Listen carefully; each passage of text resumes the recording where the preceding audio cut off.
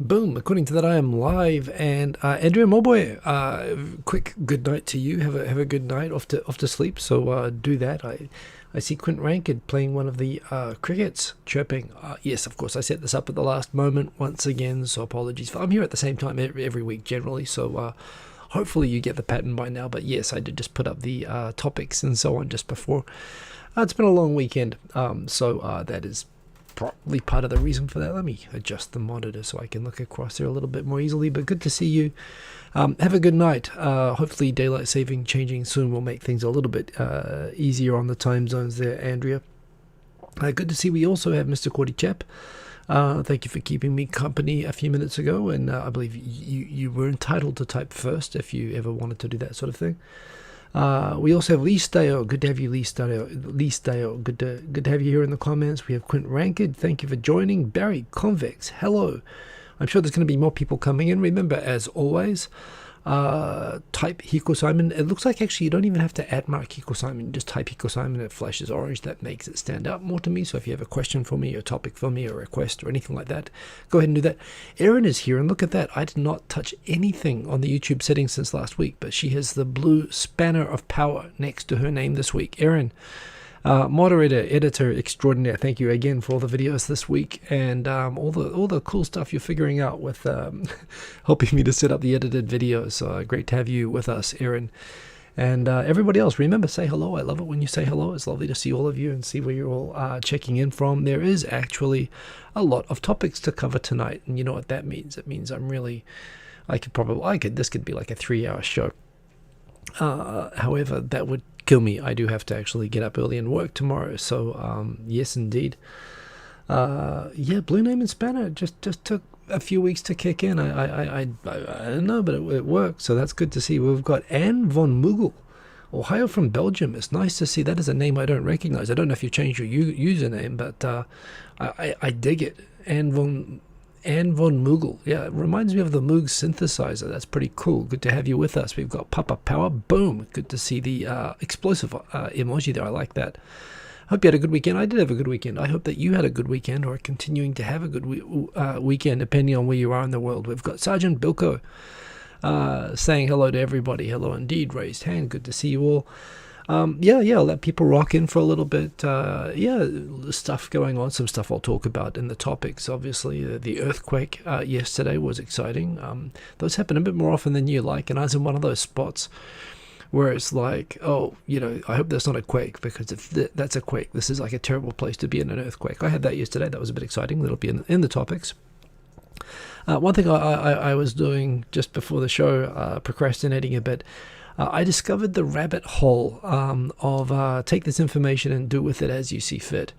Barstool Pizza Reviews. There's a channel called Barstool Sports, I think is the original channel, but now they just have a dedicated pizza review channel where they just have this very...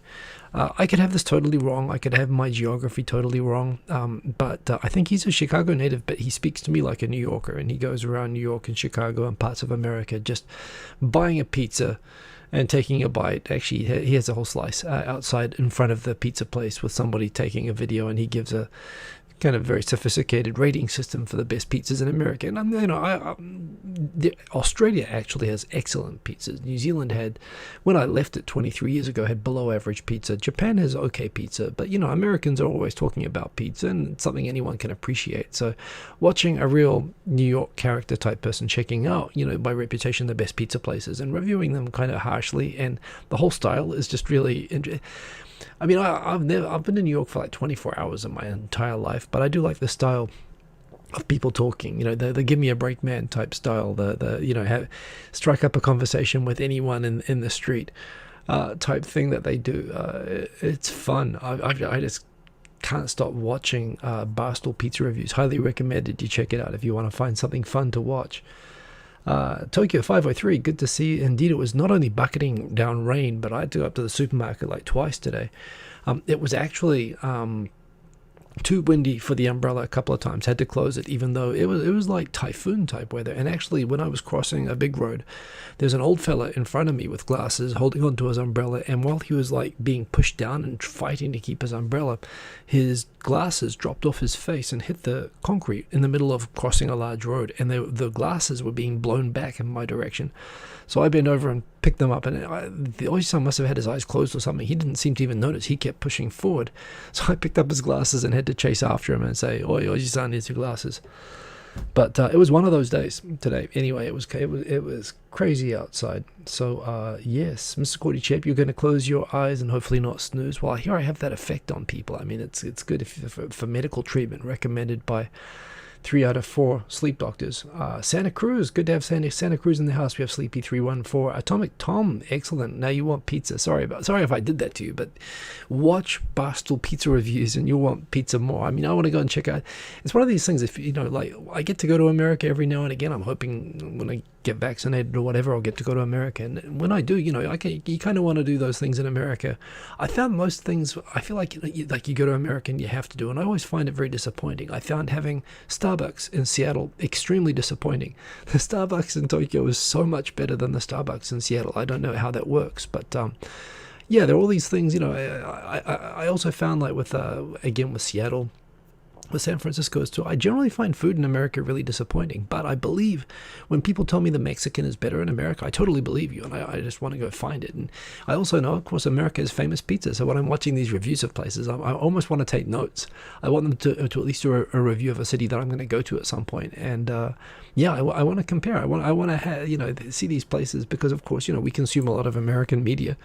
And we eat a lot of food that originates from America, and I want to see the best stuff, right? So yeah, it's really cool. So yeah, sorry to do that to you, Atomic Tom, but it's actually entertainment as well as educational. We've got Tai Nakamura. Good to have you, Tai Nakamura. Hope everything is well. Thanks for getting up early.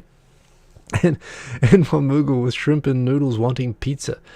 Yeah, sorry. I see now everybody's hungry. Well, that's a new angle that's a new direction for the show. Perhaps that's something I can run with. Who knows?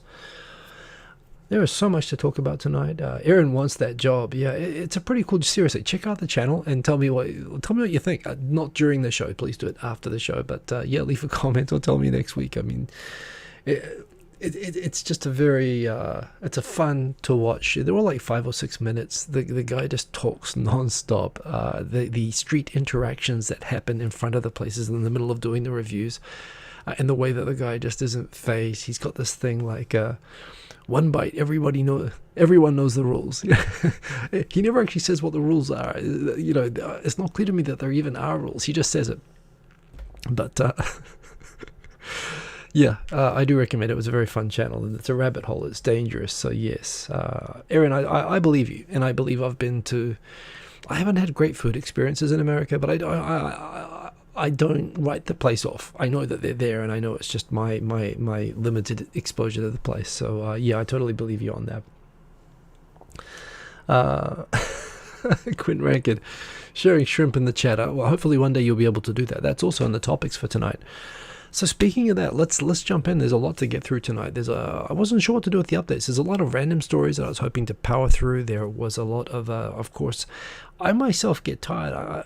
In a way, I mean, it's the main news every day is the COVID stuff and the Olympic stuff, and I get sick of the fact that it is the main news every week. But it is the main news every week, and you know, I'm here to give you a sense of what's going on in Japan, and you know, just how silly and ridiculous and fun it all is. So.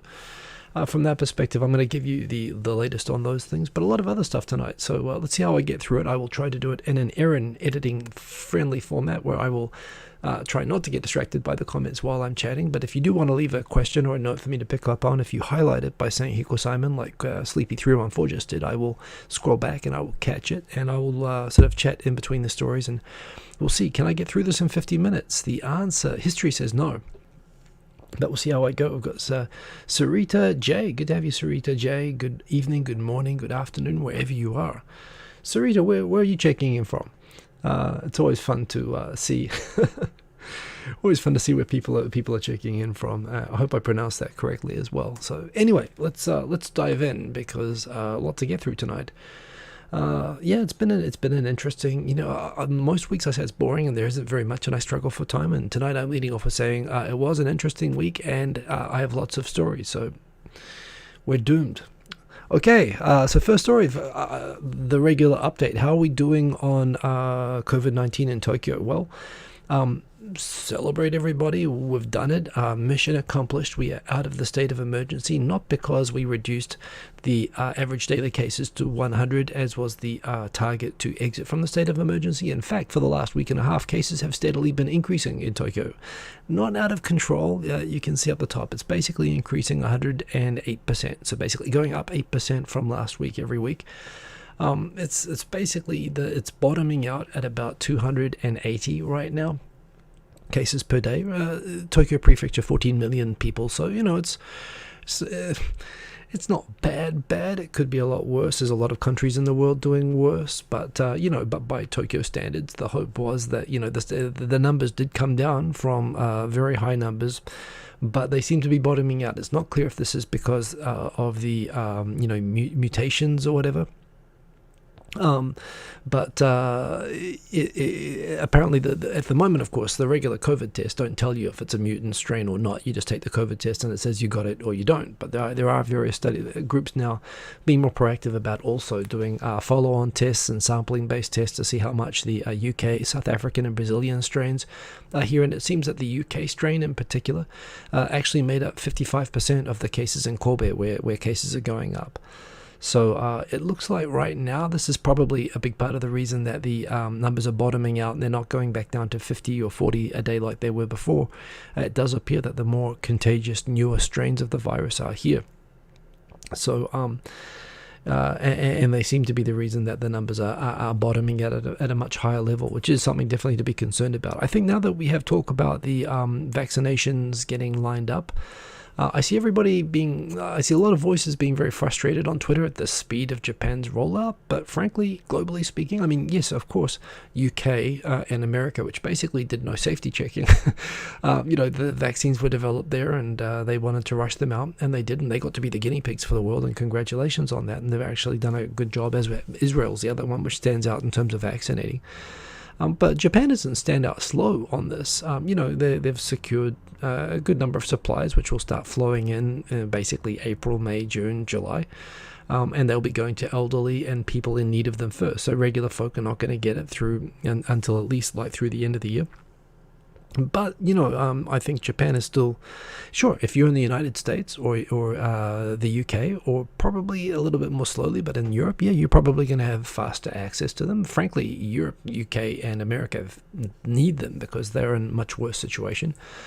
But I'm quite comfortable. If you look at, in fact, I think I got into a thing the other day on Twitter where, if you look at a map of the world, Japan is going to be in the nations that are probably going to be fully vaccinated by early 2022, which puts Japan actually pretty high up there.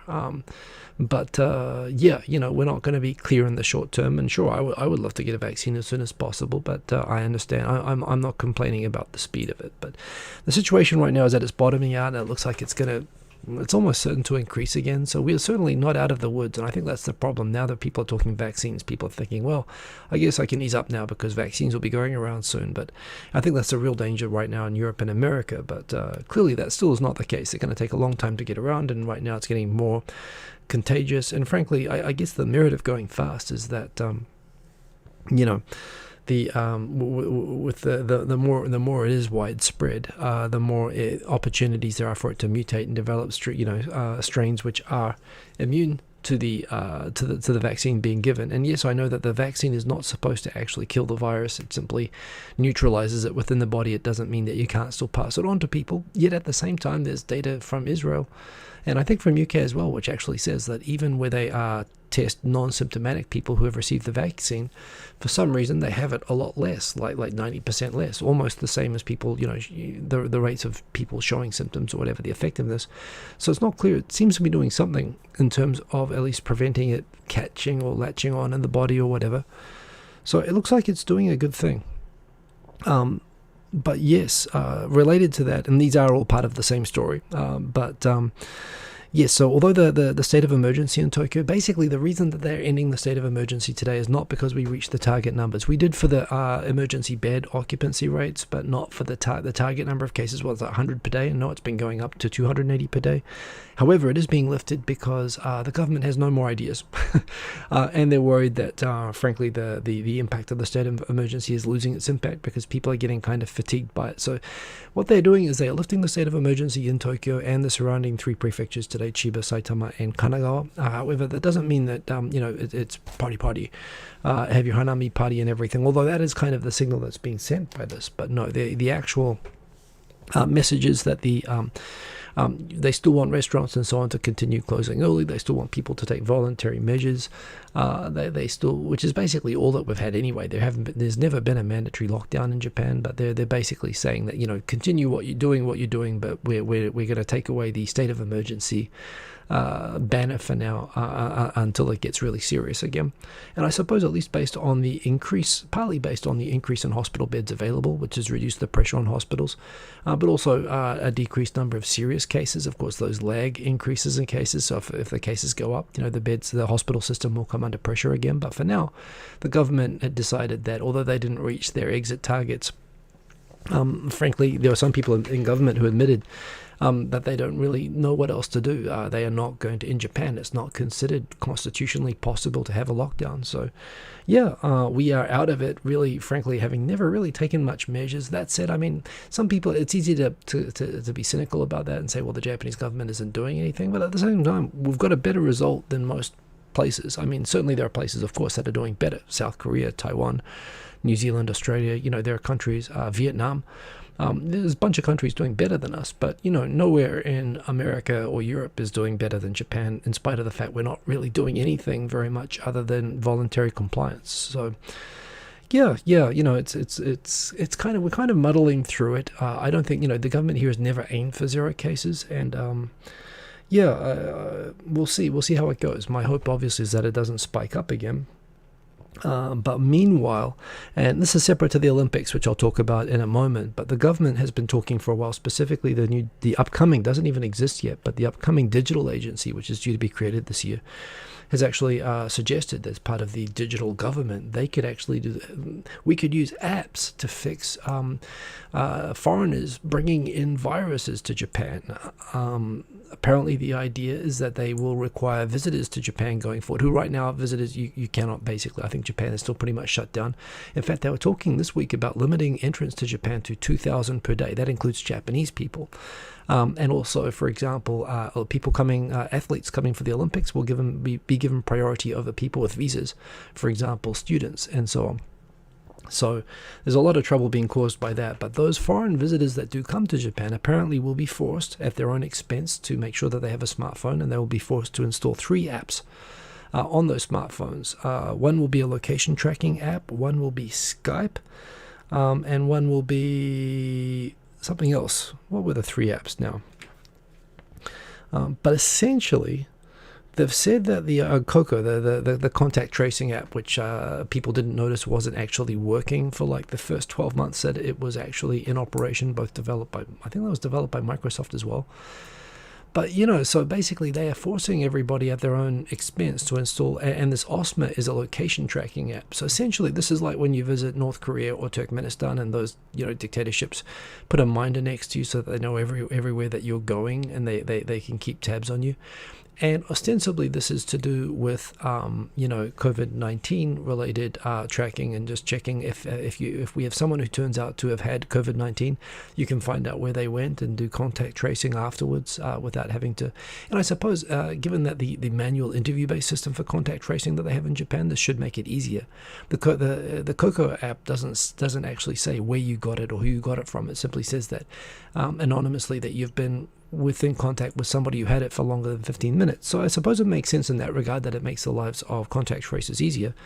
On the other hand, this is a monitoring app, and it's not clear that this is going to be necessarily end with the end of the pandemic.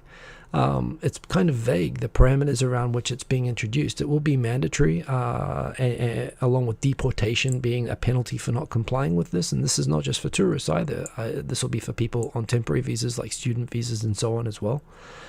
And it kind of amounts to having an ankle, like a parolee ankle bracelet on you. So, it's quite on the one hand, I can kind of understand the logic behind it. On the other hand, for a start, most of the cases of COVID being brought in from overseas, including by Japanese, if the UK variants and whatever, have been brought in by Japanese returning from overseas, not by foreigners. There are definitely cases of foreigners, including one English person or British person from Reuters, I believe, who actually lost their job because they came back to Japan, they had the virus, and they violated their promise. Well, they crossed their fingers, that they were going to stay at home, and they went straight to a party and infected everybody at the party. And I don't think they were patient zero for the UK mutation, but they caused a lot of cases. And right now, those are most of the cases in Japan.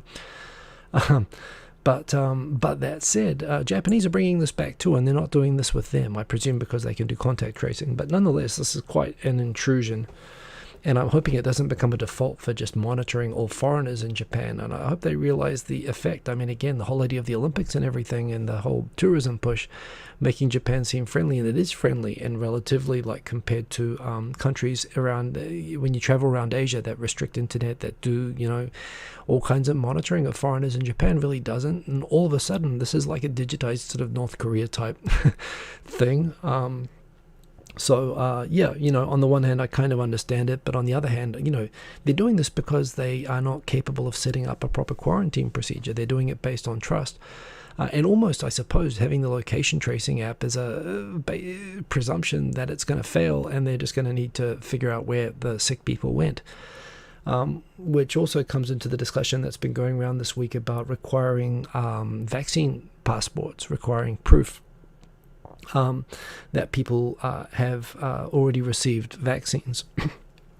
Interesting. I've only been in a couple of discussions about that. Apparently the system in Israel is working quite well. Although some people say that you can fake them easily. Some people say, well, it'll be unfair, it'll be discriminatory towards people that can't, for medical reasons, take the vaccine, or the under 16s who can't receive it. But, I think the point is that nobody can come to Japan or travel. And the question is, who do you trust and allow to come in on an exception basis? And, again, I get the challenge that, well, you still might be contagious even if you're vaccinated. Although, again, the data that we have so far indicates that, and it seems to be working pretty well, that allowing in Europe's looking at this, Australia's looking at this, Israel's using this. And it seems that when people are vaccinated, whether it's that you're not carrying it anymore, which might not be the case, but it seems that you're not giving it off, or you're not as easily contagious, because the data seems to be showing that the vaccine, having a large number of people vaccinated, seems to have a positive impact. Oops. And then you've got the whole thing about, well, I like the idea that it's a kind of incentive to get vaccinated in a country where it's not going to be mandatory. In Japan is super, like, decide yourself, and they share lots of the risk information. And, you could pay everybody a bonus or a positive incentive to get vaccinated. But I do like the idea that you'll have special privileges that you'll miss out on if you don't get vaccinated for now. So I'm I think the idea is interesting. I recognize there's a lot of problems with it. But that's where Japan is going right now. If you've got plans to come to Japan, unfortunately, if you're in the UK or America, or one of those very few countries that's ahead of Japan in terms of getting vaccinated, good news is it could actually provide a way that you could come here really soon. Most of the world is still not going to be able to come here otherwise. So but the making you use Skype, I mean, isn't that like, even Microsoft is kind of dropping Skype all over the place at the moment, or at least Skype for Business. They're moving to Teams for that. But I don't know if any of you saw the what was it, Comedy Central? Oh, not Comedy Central. I forget it, but there was a great video where the CEO, there's a skit of the CEO from Skype this week, just basically talking, doing a kind of deranged CEO routine about how everybody now says Zoom instead of Skype. But yeah, I mean, it could be worse. They could be asking people to set up Mixi accounts. Speaking of Mixi accounts, and I mean, thank heavens in a way that they don't require everybody to install Line, which is like the WhatsApp of Japan. I suppose that's it. If you wanted Skype, really the more up-to-date global standard from people that I talk to in America and Europe, everyone seems to be using WhatsApp. WhatsApp isn't very popular in Japan. And frankly, add on top of the fact that it's owned by Facebook and the kind of creepiness aspect, I'm kind of okay with that not being the standard. In Japan, it's Line, however. Line is interesting. For those of you who don't know, apart from the fact that it is the ubiquitous, it is people do not use Skype, people do not use WhatsApp, they all use Line. Line is actually an app from Naver, a Korean company. But it's actually not very popular in Korea. In Korea, everyone uses KakaoTalk, but Line, this Korean app, somehow made itself really popular in Japan. I think they sort of re-established Line as a subsidiary that is like a Japanese subsidiary, so they can say we're Japanese, but they're a Korean company. They got in trouble this week, just by the way, because they, I realized I might be mixing stuff and I should probably stay on the coronavirus stuff first. I'll come back to the Line story because we can do that as a separate one. So let me pause on Line, but thank heavens it's not Line because no one outside of Japan uses it. Meanwhile, Osaka, the number 3 city in Japan after Yokohama, that always wants to be number 2 is number 2. They are number 2 for positive cases of COVID-19 at the moment. So yeah, they're beating Yokohama. Congratulations, Osaka. But just to remind everybody that Tokyo still is worse, they are going to actually do mandatory passenger temperature checks on Shinkansen travelers from Tokyo.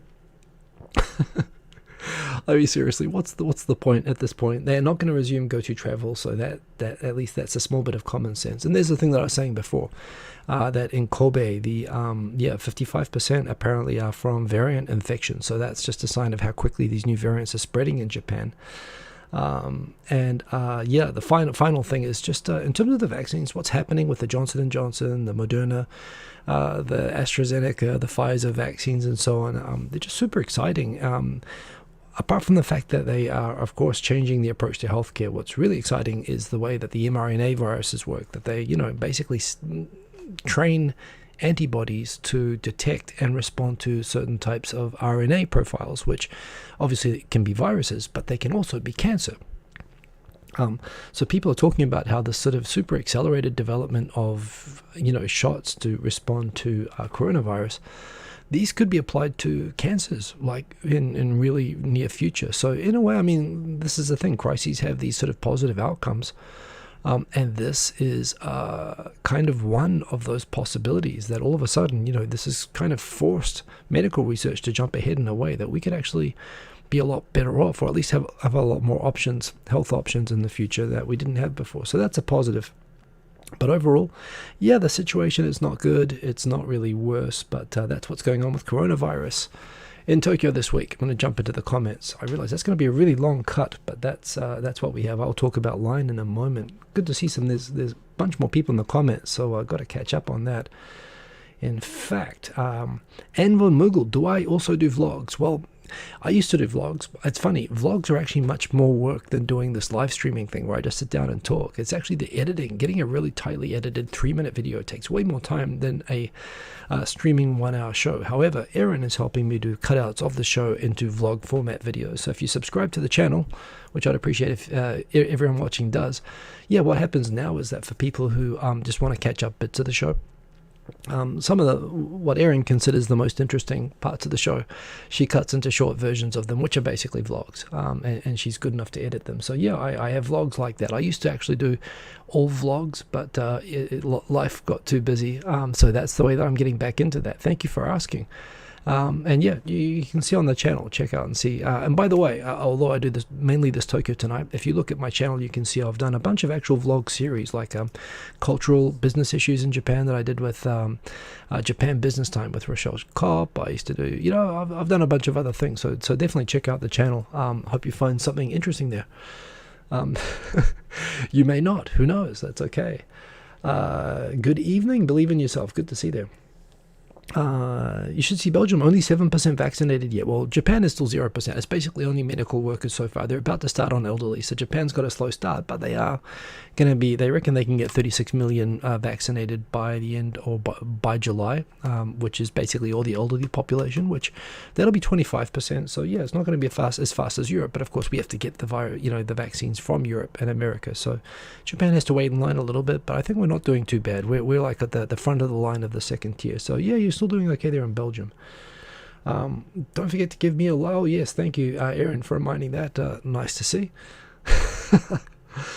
Yeah, very, very much appreciate the likes. It does help the channel. Yes, like if you like. And I don't actually say the like and subscribe thing, but actually subscribing also really does help the channel. So if you're not, really appreciate if you do that. Who else have we got in here? Remember, if you want to grab my attention, do Hiko Simon, because otherwise I'll scan over. And I may miss you. Travis Moore, excellent to see you. Yeah. Who else have we got in here? Odie Jr., late boom. That's okay. Any time is a good time for a boom. We have Foghard. Excellent to see you there in the chat. We got Mogberry Pie. How's it? Nice to have our Japan-based South African representative. Who else have we got in here? Sometimes it just refreshes and jumps ahead like that, and then I miss comments and I miss people joining in. BLK UNK. Hey, good to see BLK UNK. BLK UNK is a really interesting channel as well. I recommend checking that channel out. Good to see you, man. Hope all is good with you.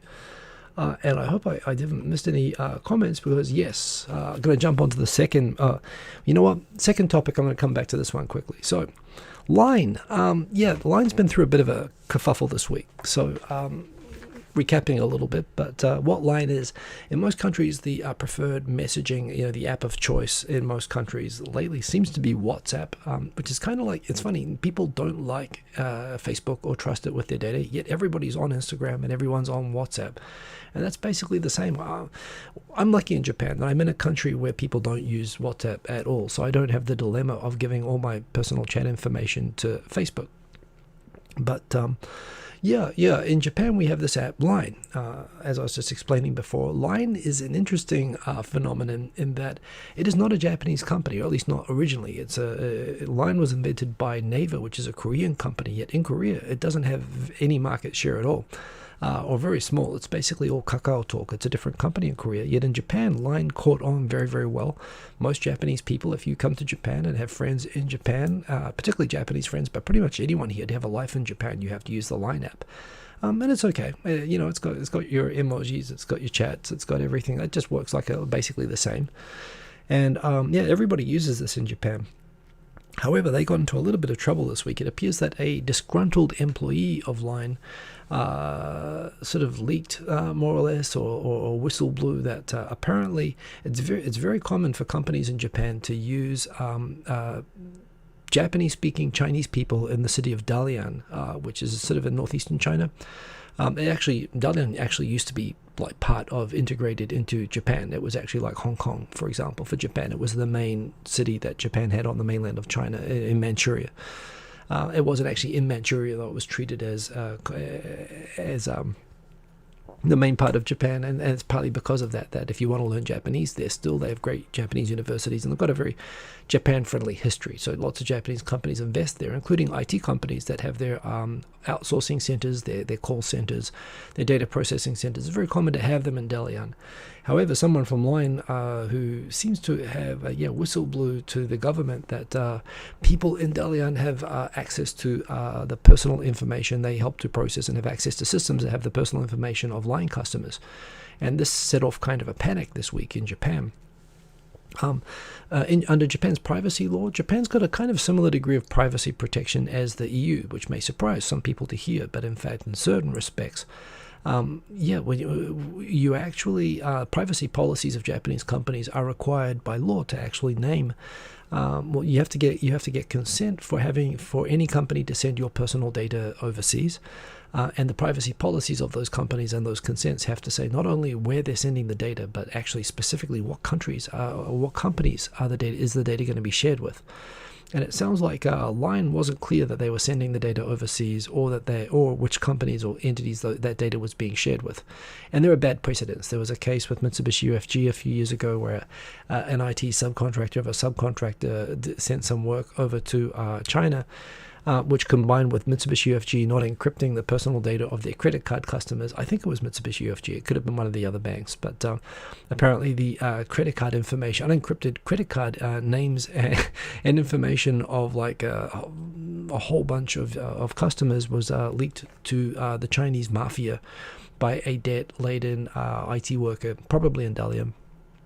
And that's partly what caused all of these personal data handling restrictions and laws to come out in Japan. It was the fear of this happening again, and it's not clear if any damage or any leak actually happened as a result of this, but just the fact that a company that basically everybody in Japan uses as a messaging app had this kind of resulted in a bit of a hysterical news cycle where the government announced that they are prohibiting all government agencies from using Line because they don't want China spying on them.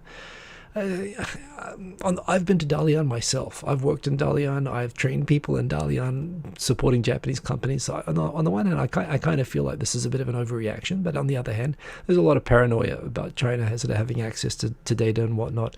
So yeah, the Japanese government ministries, the Privacy Commission and the Ministry of Communications have called them in. I'm going to say that they're very naughty people.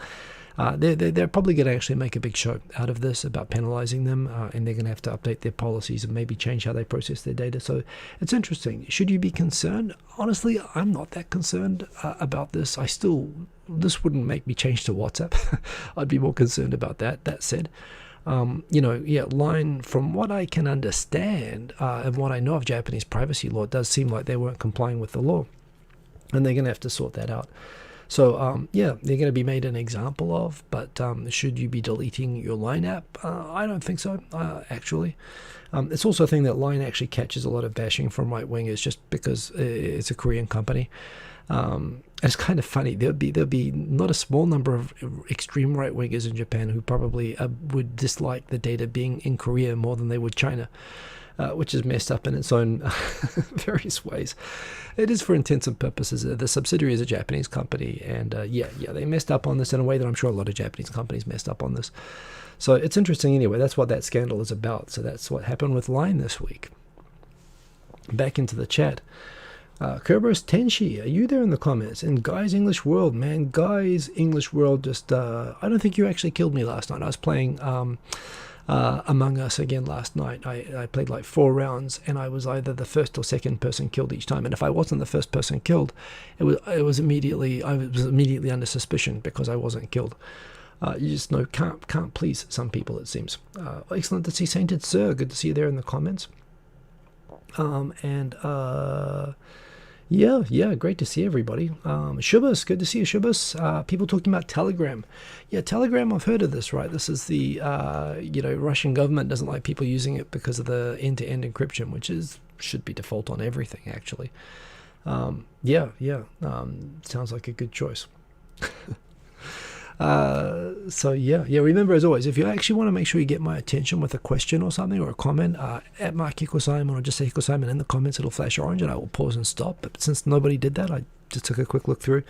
I'm going to charge on. Lots to talk about tonight. The Olympics, man. This is a soap opera that never ends. The Olympics, the Tokyo Olympics. Where to begin and where to end, who knows? The first story is, of course, they just decided, I believe yesterday, they made the final decision. They were angling for this for a long time. If you live outside of Japan and you are not an actual Olympic athlete or a trainer, you will not be allowed to attend the Olympics. The government has decided, and the Olympics has decided, that they will not allow overseas-based fans to come and watch the Olympics. Apparently, this will affect 630,000 people. They've sold tickets to people overseas. I don't know what they're going to do about the refunds for that. It sucks. I do think like if it's the alternative between zero, this seems like a good case to allow vaccine passports again, which sure, that might be discriminatory. It might mean that you can't bring your kids, and that might seem unfair, but it's better than nobody being able to come for the people who want to do it. It does seem a bit unnecessary for zero, but I mean, the whole thing is unnecessary. This is the whole point. But the fact that they're pushing ahead, they're not canceling the Olympics, but they're just having no fans. Normally, that would be like the worst story about the Olympics that could have happened this week. But buckle in, because there are more stories. That's the first part of it. The second part of it. Yeah, I mentioned that you should, if you can't actually be an Olympic athlete, or you should try to get into an Olympic delegation. Well, it turns out that's probably not going to work either, because the Olympics are also because so many volunteers have quit. They're actually reallocating volunteer roles to ask each volunteer to assume the planned roles of 2 volunteers. To the extent that's about crowd control, I suppose, given that there won't be any crowds, that probably will be easier, but hopefully those won't be people on different shifts. Otherwise, they won't be sleeping and they won't be getting paid either way anyway. But yes, They're also going to be limiting the delegations to the extent it's, people like Minister Hashimoto, who just appeared in the Sochi Olympics to just be sexually harassing the athletes. That's probably a good idea. But if it's coaches and trainers and staff, like, how are you supposed to cut that down? So, okay, fine, I'm not going to have any spectators, and we're going to try to cut down the number of people assisting. I mean, again, why are they even proceeding at this point is the obvious question. By the way, Shimane Prefecture said that they want to cancel the torch relay, which just started, because they think this whole thing is a terrible idea. They got told off by the government for it, but they said, yeah, but it still is a terrible idea. Still not the worst thing that happened this week, however, although, saying that the Olympic delegations themselves can come to the Olympics, but they can't bring all of their teams.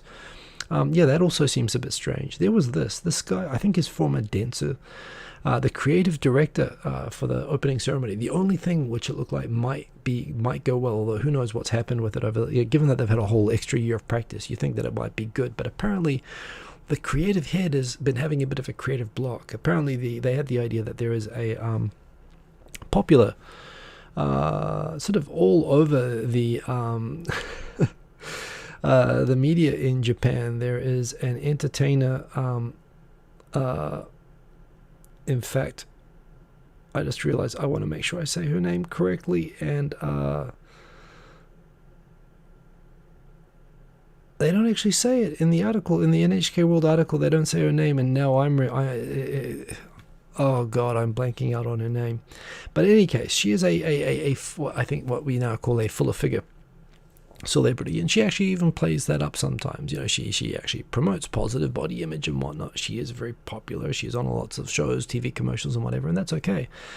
Because in Japan, in Japanese, they don't actually call it the Olympics. They'll call it, either in Japanese, they'll call it the 5 rings, in kanji, gorin, or more commonly when they say it in katakana, imitating the word Olympics, adding the extra, just is an extra 2 letters in Japanese, su, they have to say. So they just cut it off, and typically it's pretty common, rather than say Tokyo Olympics, they'll say Tokyo Olympic.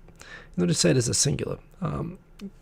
Is what it is. So when you have it as a singular, he thought, well, the creative director in charge of the opening ceremony thought it would be a good idea, suggested in a brainstorming thing, what about we get that fuller figure actress, and we put her on stage, and we say that we dress her up as a pig, and we say that she's the Olympig.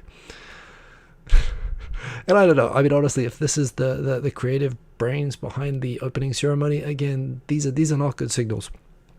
Apparently his staff reacted so negatively to the comment that they said it was discriminatory and offensive towards women and towards fat people, and this is another old man who should just resign, and he did resign. So that's okay. We're 3 months out. The person in charge of the opening ceremony has quit.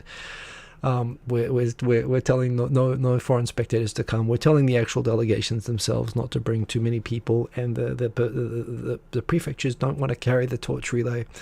And the guy in charge of the opening ceremony had to quit over wanting to dress a fuller sized woman up as a pig and calling her the Olympic as a gimmick for the opening ceremony. Which of course would have gone down fabulously. I mean, pigs are a pretty neutral. So I mean, it's kind of, in a way, I suppose it could bring the world together. You could actually bring together all the countries that are religiously offended, and all the countries that aren't religiously offended but are offended by the idea of dressing up a woman and calling her a pig, and making that a theme for the opening ceremony would bring the whole world together. I think that's what the Olympics are for, isn't it? But yeah, anyway, that's also for those people in Tokyo who still think, haha, I'm not in the delegation, so I can come, I live here, so I'm not a tourist, so I can still go, I don't care about the Olympic thing, and I'm not carrying the torch, so everything is still going well. I'm going to go and get all my Tokyo 2020, which, besides the fact it's still called Tokyo 2020, so it's in March, 4 months before the game. The official shop for the Tokyo Olympics has now closed down, and it may or may not restart. So again, I mean, short of a meteor actually striking the stadium, I mean, how much of a signal are they looking for that this is just not meant to be? I don't know. I don't know. Signals, Jerry, signals. If merch, if swag was the thing you're most looking forward to about the Olympics, I suppose this would be the worst story this week. I mean, it's a comedy. It's a comedy. Every week I've got more. There's more ridiculous stuff. They're still going ahead, and as I've said, the worst part of it is, I mean, is the Chinese government paying for this? Because, you know, they're just it's like the Naked Gun scene with you know, the guy standing in front of the exploding fireworks factory saying, "Nothing to see here, move along." This is Japan just providing complete air cover for the very problematic Beijing games that are happening 6 months after. And who's got time to pay attention to genocide in Xinjiang, or the ending of the democratic electoral system in Hong Kong, when, you know, the creative director for the opening ceremony wants to dress up a woman as a pig as part of the the opening ceremony. Who knows? Who knows? I seriously, this is it's actually getting kind of sad at this point. But yeah, that's this week's Olympic updates. Terrified of what might happen next week. Into the comments. What's happening on the comments? Let's see. We've got Ignignoct. I think I actually got the pronunciation. Good to see you, Ignignoct. Great to have you here. Have I heard anything for overseas sports journalists? I have not. I follow a lot of journalists on Twitter. Good question, actually. I don't know what the story is going to be with press, or how they get in. So I have no idea is the answer to that. I wish I knew, but good question. And von Mughal, are the Paralympics the week after that or later? Or is Japan going forward with adaptations for disabilities? You're looking to book a hotel next year in Tokyo. Good news, and well, a couple of bits of good news there. The first bit of good news is that I haven't heard anything about them not going ahead, so that's the first thing. The second thing is that to the extent that they have been making improvements for accessibility around Tokyo, I think those things have been happening and continuing to happen. And the fact is that, you know, Tokyo could not be less accessible. I've just going through a couple of weeks a few years ago with a broken foot. If you're ever on crutches in Tokyo, you get a small taste. And actually having a baby with a push car, you get a small taste of how difficult Tokyo is for people with accessibility problems, and how completely tone deaf just Japanese planners and engineers are to people with disabilities.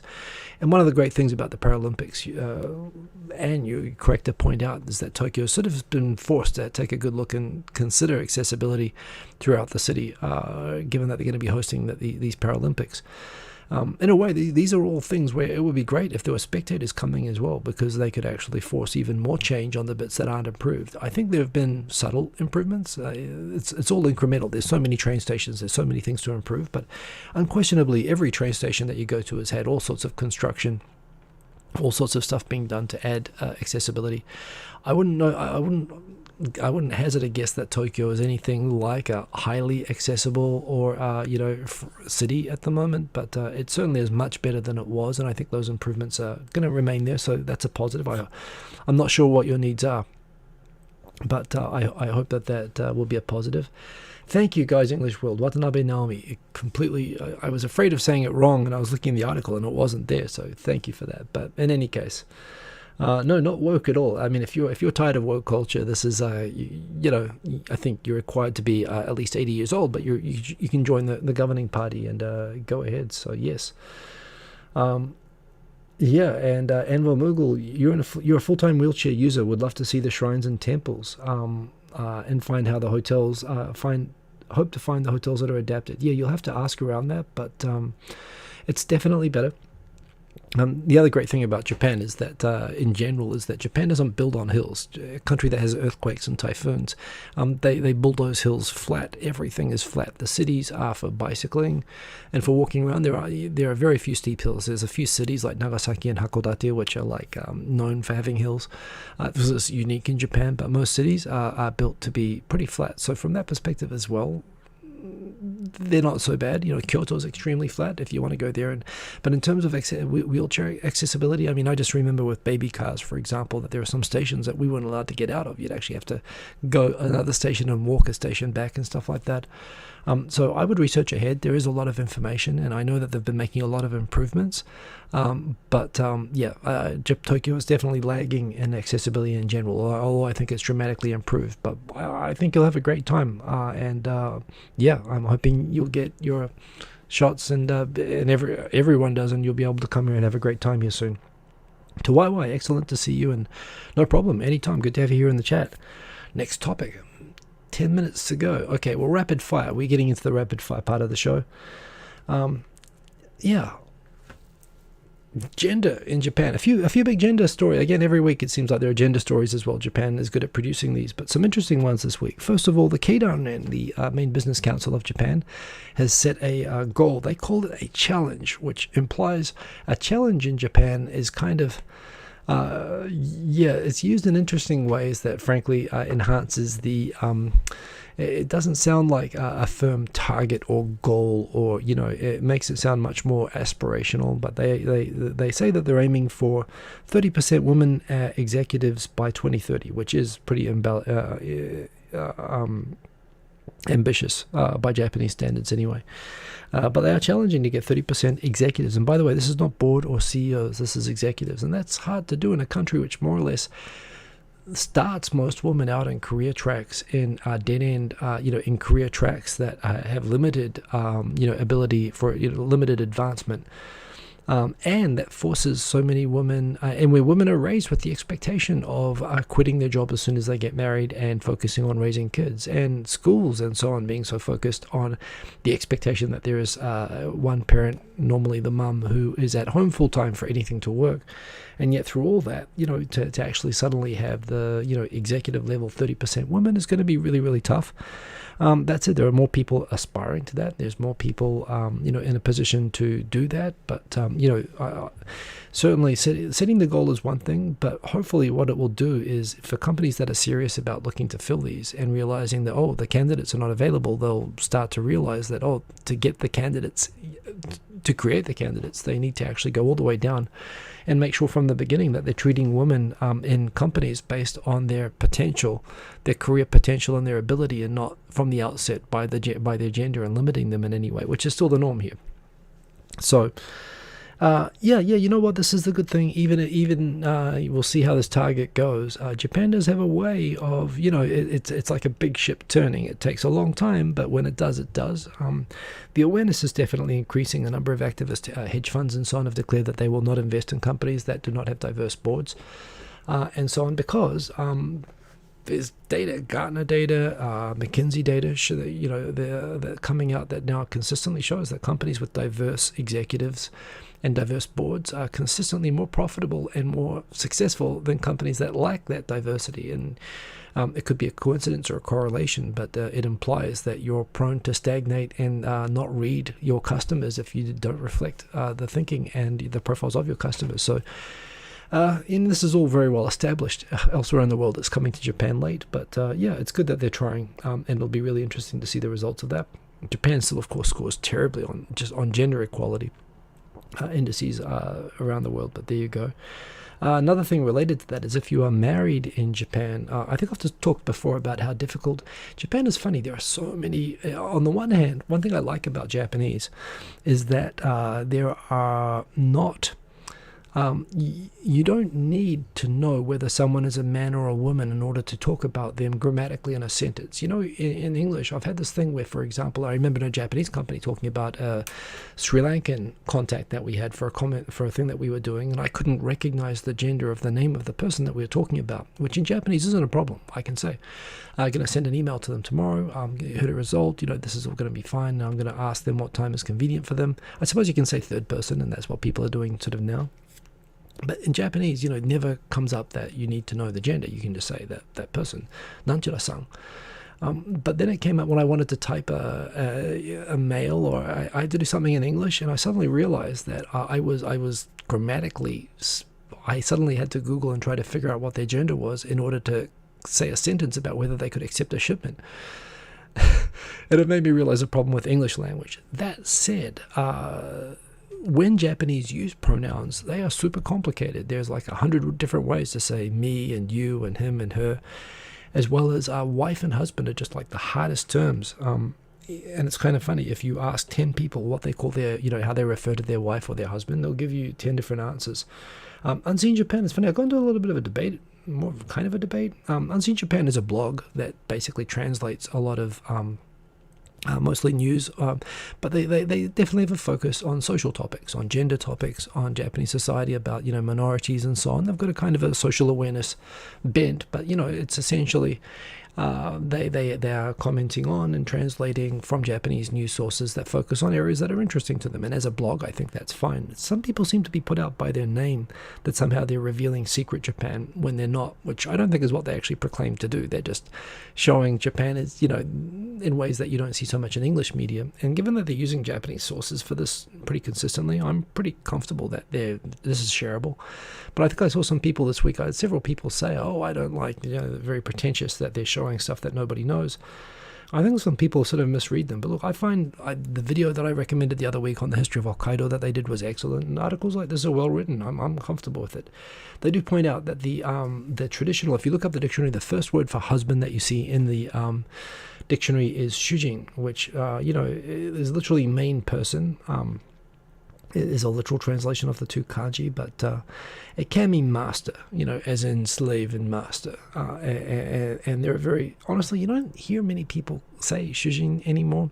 And also, if you know anything about Japanese history or know anything about Japanese marriage, in spite of the image that particularly Japanese men like to portray, that they wear the boots and whatnot, and in Japan women do as they told and men rule the roost. Yeah, you should follow them home. Japan and pre-Meiji, Japan had women emperors, and women actually had a lot of power in Japanese society. It became like a Meiji thing. It was embarrassing to Meiji personally to find out he considered traditional Japanese culture to be effeminate, and he passed the rules that women were not allowed to be emperors anymore, and passed all of this stuff because he learned from the Prussians that they sort of because basically they willingly imported European sexism, because they felt like that Japanese lack of sexism was a sign of being a developing country. Thank you, Europe. It's amazing they didn't colonize us, and yet somehow Japan still managed to bring across some of the worst culture. But of course, things like this, the terminology, the words that people use, they have a list here. Uchi no hito, that just means, the kind of the person at home, but basically the person at home. Otto is kind of neutral. You don't hear it very much. Danna is also kind of neutral. Tsureai, it sounds like you've been kidnapped to me. That's a weird one. Tsureai honestly sounds like the ball and chain. It sounds like the person I dragged along. Shujin kind of sounds like master and is a bit awkward, but, partner, I haven't really heard that being used. Papa, if a woman calls her husband Papa, Otosan if they've got kids. Some traditional families will refer to the father as father, even, to the wife, but... yeah, you don't hear that very often. If they call them Papa, honestly, that makes it sound like a sugar daddy or something like that. That sounds weird. Actually, it reminds me when I went shopping yesterday for a desk for the lad, and I had two interesting exchanges with the guy who was selling the desks. The first was he looked at me and he was like, "Oh, have I met your husband before?" And I'm like, "Dude, what are you talking about?" And yeah, my wife looked at him and said, "He's just a white guy." I'm like, well, thanks, honey. That's I'm very moved. But that's what they don't have, just a white guy on this list. But apparently that's the one that my wife uses. So lots of names. That's a thing. Apparently this week also there was a court case where people actually sued in Hokkaido for their registered. I believe gay marriage. I believe it was that was a gay marriage. LGBTQ, of course, all entitled, but a specific gay marriage that was sued in Sapporo District Court as being not being able to register as a gay. I think that you can register in some local governments, but not in others. So they sued, saying that the denial of their ability to have a national recognized marriage under national law as being unconstitutional. And the Sapporo District Court said, yeah, that sounds unconstitutional. It sounds like a violation of human rights. So yeah, they got this. They won that case. These are out of sequence. That's what this one is. So yeah, they actually caught there. Again, it doesn't have any force. It just forces Parliament to need to consider that now there's a case saying that their lack of explicit recognition of gay marriage in Japan is a violation of the Constitution that the Parliament has to resolve. But that was an interesting case. Vaccine passports, these got a little bit out of sync. I should have mentioned that back before with the other thing, but that is in there. But anyway, yeah, the unconstitutional in Japan is now, at least by case law, unconstitutional to not recognize gay marriage. So, that's of course, it's common sense. I mean, honestly, to be opposed to it is weird to me. So that's a thing.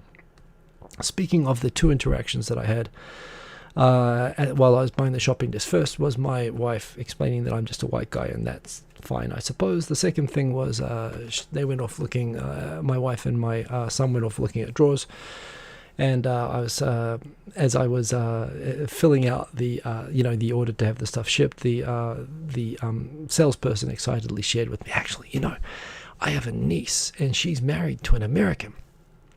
And the American, she moved to America, she got married, they have 3 kids together, all of them half. And I was kind of like, do I say something? There's so many directions I can take this. No, he's selling me a disc. He gave me a discount. He was a very nice man. He was excited to be, that's probably the only foreign customer he had all day. So yeah, I threw him a bone. I did not say anything, but yes. Apparently his niece had 3 kids with an American husband, and all of them were half. So there you go. That was some fun. How do I go back? So yes, that's all the gender news this week. More people. I see Maddie there in the comments. That would be weird. Honestly, I couldn't even, Maddie, I agree with you. I could not imagine somebody calling their husband daddy. I mean, I don't know. Some people might be into that sort of thing, but there you go. Going back up, trying to catch Anvil Moogle. I hope it's help. I mean, it's just my impressions, but definitely. I hope you have a great time in Japan. We've got Mogberry Pie. Your company's pretty good with you on maternity leave, but you heard from other mums it's bad even today. They're good at giving maternity leave. The Japan has generous maternity leave, but certainly a lot of traditional companies still basically push people out or force them to quit. I guess that does happen. Thomas H., good to have you here in the comments. Yes, great to see people still rocking in. The Red Value, yo, indeed, good to see you. Hope you're doing well. Who else? FYI Tokyo, excellent to see. Partners mainly used with gay couples. Is that right? Yeah, something that's kind of funny. Like Americans use it that way, but in New Zealand and Australia, it's kind of used like even just for de facto, like non-gay couples say, this is my partner. And it's kind of funny, like when I describe like my mother, for example, both my parents, sort of, shacked up without marrying for a long period of time. They didn't see the need. Increasingly, people don't see the need, and they just say partner for that. But it's kind of funny. You say that to Americans, and they assume it's like both my parents became gay or something like that. But yeah, I think you're right. FY Tokyo, I've seen that being imported in that way into Japan. It makes sense. I mean, it's terminology, I guess, that is being borrowed for that purpose. Barry Bonds, yo, indeed, excellent to have you in the comments. And Folkheart, Sunday dinner is ready, so catch me next time. Catch me next time. I adapted there. That's weird to catch myself, but Folkheart, have a good dinner there. And say hello to your wife. Have a good evening there. TK Sam, thank you. I wish. But yes.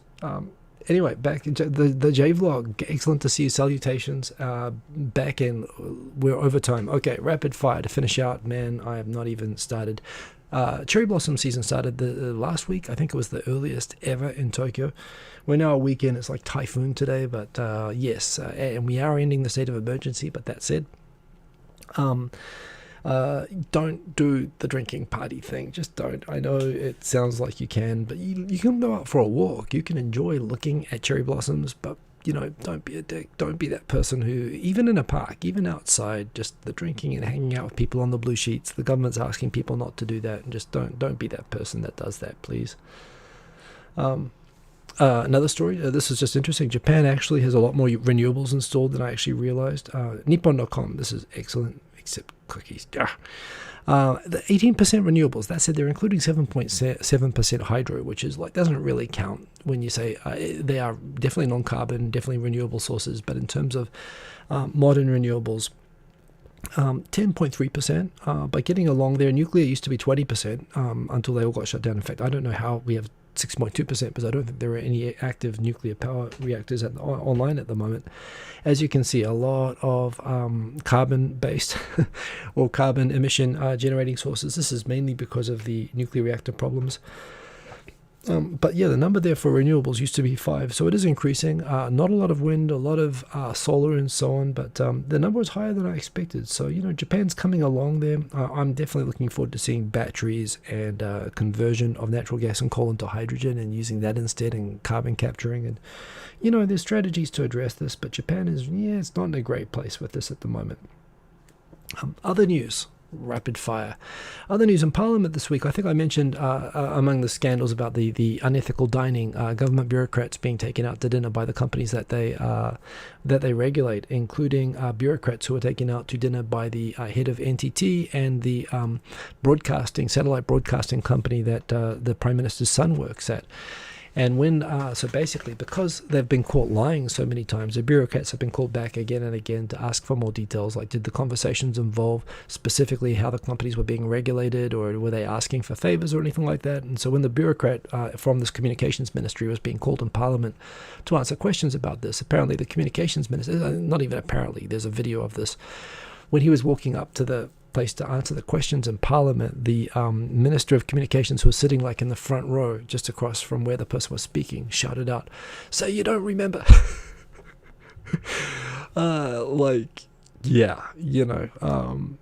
Subtle. So to which the bureaucrat promptly said, "Yes, I have no recollection." Everyone in Parliament started pointing fingers and said that was him, but he was wearing the mask. He admitted a few days later, yeah, that might have been me unintentionally shouting it at the bureaucrat just before I made him say it. But again, that's continuing to be a ship show, I suppose. Thank you, Odie Jr., much appreciated. I'm going to keep pushing through, but thank you for the thumbs up, everybody. The J-Vlog, what happened with that spat between Japan and China with the natural gas patch, where most of it was on Chinese territory and only a tad in international waters? Complicated. I will do that. Okay. The gas area is in the kind of disputed, where the economic zones overlap between China and Korea, where actually China and Japan, where they bump into each other. You add to that the complication about the Senkaku Islands dispute. And what basically, whenever China went prospecting around there, Japan would protest and vice versa. So they both agreed that they weren't going to develop the area, but apparently China did start just doing test rigs where they were drilling sideways to get into the Japanese patch to do it, but from their side of the economic zone.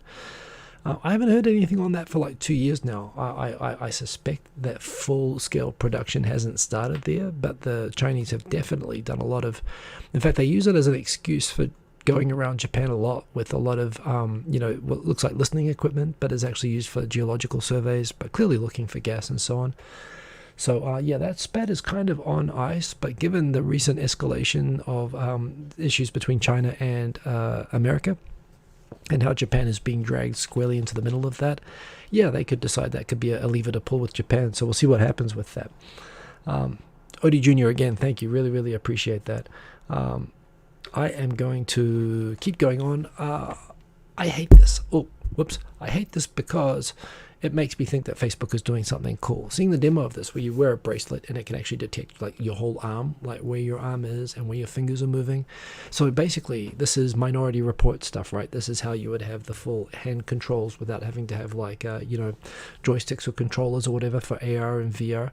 It is funny. You have these companies with all this money they're investing in, Tesla doing the spaceships and electric cars, and Amazon doing owning airplanes and sending satellites into space, and Google, doing, internet all around the world, and Microsoft trying to vaccinate everybody. And Facebook is sitting on this similar pile of money and lots of smart people. And you're wondering, what are they going to do other than, rig elections? And I have heard there's been a lot of news that they're putting a lot of money into AR, VR, into getting and trying to make virtual reality and augmented reality, practical and accessible and usable by everybody. And it sounds like there's been so many news stories lately that they are of course they own Quest, Oculus. So they've got that, but apparently they're really going in hard, and now there are sort of leaks coming out and stories coming out that they have technology which, VR has been the next big thing for 30 or 40 years now. I remember in Germany, drunk using a VR headset and feeling like I was going to throw up, like in 1990. But in fact, it wasn't 1990. I was old enough to drink, so it would have been 1993. But apparently they're making big jumps, and I'm really actually curious to see what they do. And although I don't like the fact it's them, I mean, if they do something cool, I can respect it. I don't think what they're really doing is very cool anymore, and they're kind of creepy to me. So, if they can actually make something cool that I'd want to use, I'd be curious to see that. So I find that kind of interesting. There was a big earthquake the other thing that happened when I was shopping for desks, and the guy was commenting that all of his nieces were half. All of his nieces' children were half. The other funny thing that happened was there was a magnitude 6.9. They originally announced it as 7.2, but it then became downgraded to 6.9. But there was a big earthquake, and I was in Makuhari Messe at the time, a big event center. And it's got a really high roof, and it's really kind of flimsy, and it makes a lot of noise. And I think when they had the big quake a few years ago, there was actually people got injured there from stuff falling from the roof. It's not a place you want to be during a big quake, and it was far away, but it was a big quake, and it made a lot of noise, and it was kind of freaky. So yeah, duck and cover. And this, I hope it'll show up. Yeah, this is very true. This gets shared again from time and again, but this is definitely me. Earthquakes happen in America. Drop, cover, hold on under a desk. My son did this. He jumped under a desk. Japan, Twitter. Yes, that's totally what I do and what I did. I mean, it's kind of cool. You got to be first. I mean, if you're gonna die, you want to at least be first. Is that it? That's it. These are all the topics that Erin edited. She did an awesome job. This is cut out from the show last week, the promotion of Rise to Power, which is just awesome. You should go check that out. The air raid, the Taiwanese pineapple kerfuffle and whatnot. And those are all the topics. And von Moogle. What do I think about Neuralink then? The Elon Musk Neuralink thing? I like the idea. I like the idea of putting on some sort of a cap or being able to mind control stuff. That's kind of cool. But drilling a hole in your skull through the bone to implant wires? No, I'll wait till the wireless version comes out. I'm okay with the idea of the technology, but I am not into the idea of surgically modifying or trepanning my skull in order to do it. As much as watching the pig demonstration, if that's what you're talking about, that kind of freaked me out a little bit, honestly. But I do like the idea of enhancing interfaces with technology. I like that. And certainly the idea of being able to, if to extract memories or to be able to create images like only inside your head and be able to export that or to communicate or whatever. Yeah, I think to be able to learn the old Matrix thing of being able to be able to download kung fu. I mean, that kind of stuff. I watch Black Mirror all day for that kind of stuff. So yeah, of course I'm excited about that kind of technology, but not the part where they drill a hole in your head and stick some wires in. Not that part. So we'll see. I'm an optimist. Mockberry Pie. You tell me what it's like. Okay, that is the that is up on time. Love the feedback, love the comments tonight. We had a lot, but I actually got through in better time than I did last week, so I feel very, very proud of that. So that's pretty cool. For pain management, it does indeed look great. Right now, the whole medical stuff actually is super exciting. I mean, the fact that they're getting stem cells that can, do all kinds of things at the moment, including for nervous system and so on. The idea that we, might be able, just the advancements that it looks like we could be on the threshold of having. Just crazy stuff happening right now. This is a really interesting, in spite of COVID, I still think this is a great time to be alive. There's just fascinating stuff happening right now, is my personal view. Sorry, I just bumped the microphone. Lo Wang, good to see your name there in the chat. And with that, I'm going to sign off. It's late. I hope you all have a great week. Of course, stay safe. If you can get vaccinated, get that passport. I'll be here like I am every Sunday. I've got nowhere else to go. I'll be on Twitter if you also want to get in touch with me. Follow me there. I'm Hiko Simon on everything. Thanks again to Erin, who moderates and cuts those wonderful short videos, which you can also check out on the channel during the week. If you couldn't see the whole show, you can watch the whole show, or you can just watch the most interesting parts that she edits. So for that, remember, subscribe. I do appreciate it if you like. Have a good week. Stay safe. And ka kite ano, peace. I saw that Yeah, guys, English World was quoting Ollie Olsen himself last week. Kai kite, yes, indeed. A bit of a New Zealand sign-off. We'll see you all later. Have a good week, everybody. Believe in yourself. Have a good week. See you later. Peace. Black Tengu, good to see you as always. Yeah, have a good one. See ya. End stream. Confirm end stream. Have a good week. Boom. Peace.